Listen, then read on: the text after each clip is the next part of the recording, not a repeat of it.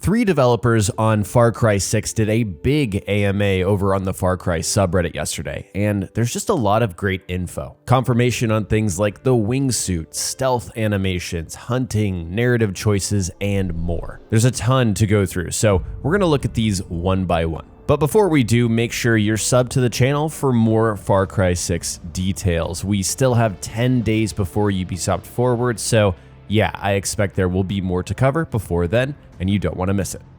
This first question is from B. Hawkins, and it's all about stealth and takedowns. Are we going to see the knife throw, the grenade, 2 deaths from above, more things like the vehicle takedown that's actually in the trailer? And Alex from the dev team says, yes, of course, those are going to be back and ready for stealth players with plenty of new animations. Of course, we know on these types of projects, especially sequels, we do see reused animations. And it's good to hear a little bit more about stealth. Again, this is something that really hasn't been focused on in the marketing at all, so I'm excited to see more of it.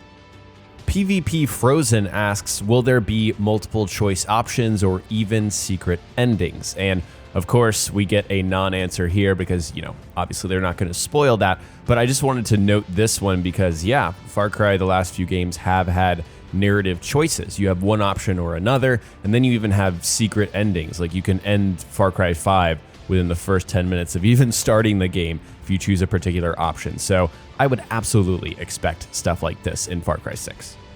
Jewish Lamp wants to know if we're going to see that weapon tier system from Far Cry New Dawn return in 6, and Alex from the dev team says, no, this was good for New Dawn, but it didn't fit the fantasy and the world of this game, so they went a different route. This is basically the best answer possible. That was not my preference to see that kind of system in Far Cry 6, but it's good to know that they're making decisions based on the fantasy and the world rather than, deciding before they even start it's going to be more of an RPG-like experience. So this made me happy.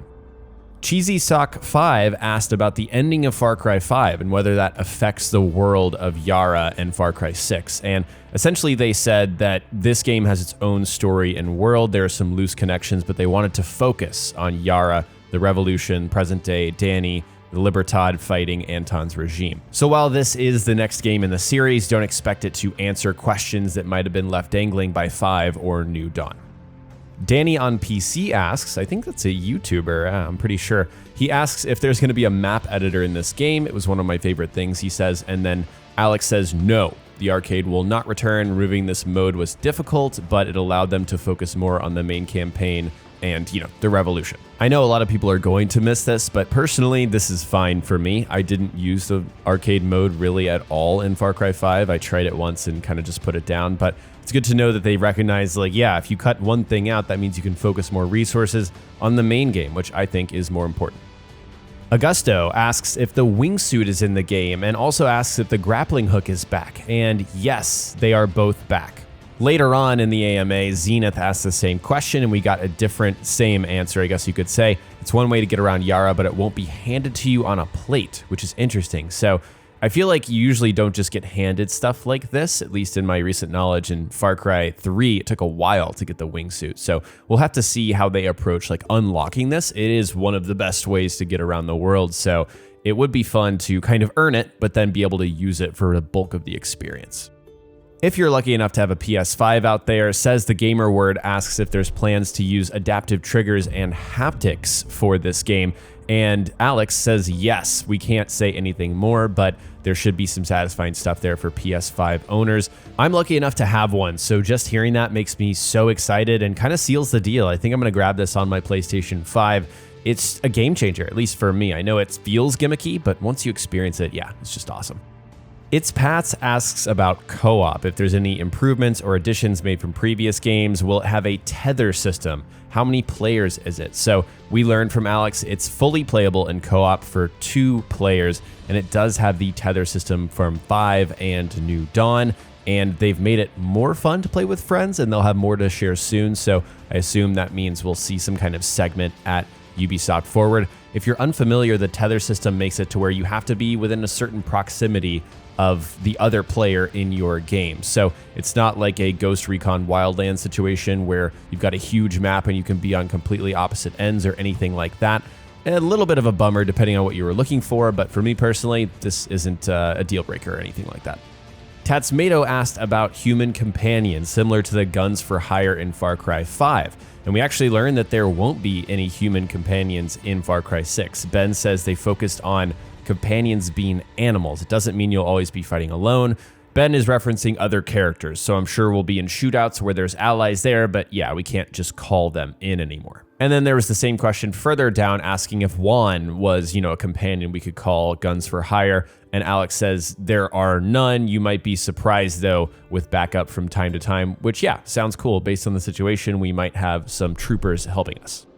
Now this question got 3 answers, one from each dev. Core Gaming wants to know how long is Far Cry going to be and can we expect live events from Far Cry 5? So we didn't get an answer on the second question, but for the campaign, we got some interesting answers. Nav says it depends on how you play and what pace you play at, whether you're doing optional missions, F&D bases, checkpoints, and more. F&D bases are the outposts for this game, by the way. Ben says there's a ton to do and explore off the beaten path. You can go on a guerrilla path, which is what we saw in the trailer, kind of with the phone being held up. And then there's ambushes you have to deal with, which is in a lot of the Far Cry games. You could steal a tank, destroy a base, so on and so forth. And Alex says they're still balancing. So really kind of a non-answer there, but speaks to the scope, kind of how big this experience is going to be. Chris Outsiders asks if there's a roadmap for DLC in place. He knows that UB usually releases that information before and wants to know whether to grab the season pass. And Alex says, yes, of course, there will be more information later, and they won't keep us waiting too long.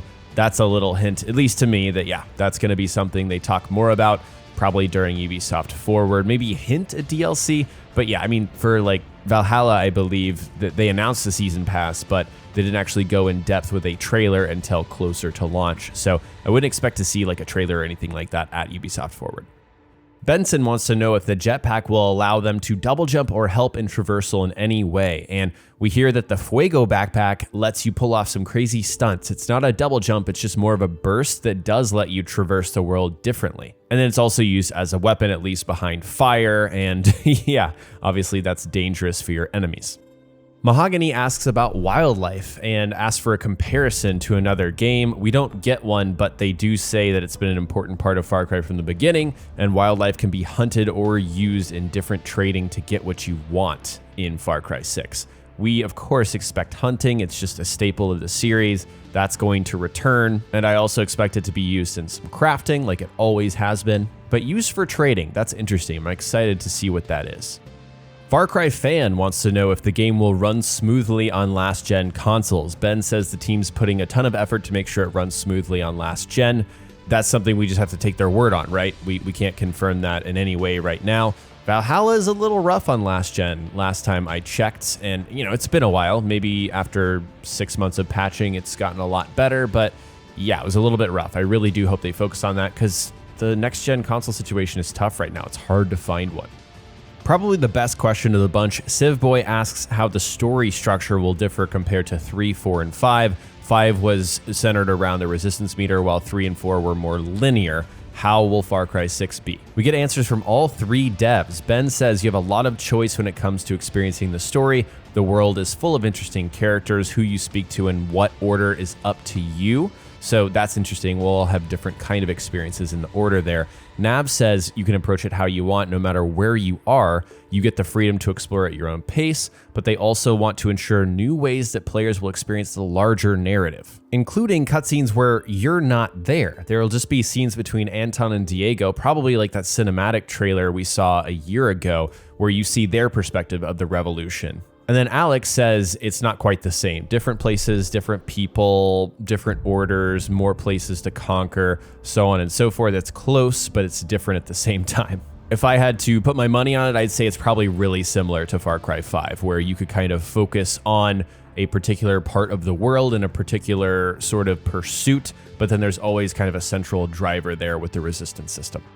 Hazmat has the final question that was answered. He asks about tanks. They look very overpowered. How will they be balanced? What will stop me from playing the whole game just in a tank? And Alex says, I'll keep it short, explosives. To me, this means one of 2 things, or maybe both things. First off, maybe there's limited ammo. You can't just use a tank and roll over everything and blow everything up. You've only got a certain amount of missiles. Or he means enemies have explosives, and it's going to be tough to actually survive in this tank for the entirety of the game because, yeah, you'll meet heavy resistances. It's a fun question though, because you are used to a level of freedom in these kinds of games where logistically maybe you could play the whole thing in a tank, but yeah, sounds like it's going to be difficult to do that.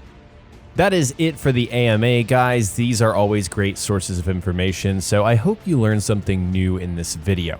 Once again, keep an eye on the channel. More info seems to be coming daily for Far Cry 6, so you don't want to miss any future videos. I hope you guys enjoyed this video, and if you did, please let me know by clicking the like button. If you're new around here, hit the subscribe button too, and click the bell to receive live notifications so you don't miss my next one. You can also follow me on social media. I'm jayveeonYT on Twitter and jayvee.yt on Instagram for updates on all of my content. If you want to chat more about Far Cry or other upcoming games, join our community Discord server over at discord.gg/jayveeonYT. Links for everything are in the description below. Big thanks to my YouTube members, Ultra Fans, Bill and Cam, Super Fans, Tipsy Sergey, Taro K, and William, Fans, Matthew, Spyro, JVO, Level 42, Blood Sky, Kamal, and Andy. And supporters, Nos, Sung, Adam, Mr. Hollow, Quickness, Firkin, Jay, Sam, Abhishek, Ferris, Report, Gabrielle, Abraham, Reaperman, John, and Teo for supporting the channel. If you want to support me further, click the join button below this video. Thank you so much for watching,